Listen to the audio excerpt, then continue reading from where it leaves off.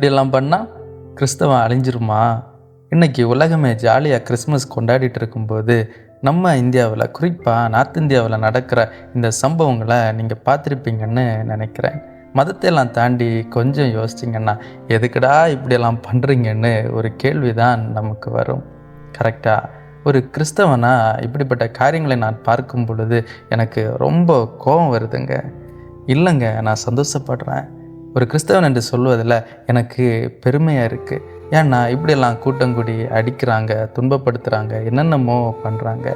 இருந்தாலும் அந்த இடத்துல ஒரு கிறிஸ்தவர்கள் கூட்டங்கூடியோ எதுக்குடா எங்களை இப்படி பண்ணுறீங்கன்னு எதிர்த்து பேசலை, சண்டை போட போகலை. இதுதாங்க கிறிஸ்தவம்.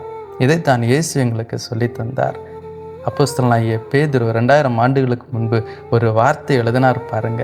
ஒருவன் கிறிஸ்தவனாய் இருப்பதனால் பாடுபட்டால் வெட்கப்படாமல் இருந்து அது நிமித்தம் தேவனை மகிமைப்படுத்த கடவன். ஆமாங்க, ஒரு கிறிஸ்தவனாய் இருந்து இயேசுவை குறித்து பேசுவதனால் நம்மை அவமானப்படுத்துகிறாங்களா, நிந்திக்கிறாங்களா, கோவப்படுறாங்களா, பரவாயில்லைங்க, அது நிமித்தம் தேவனை மகிமைப்படுத்துவோம்.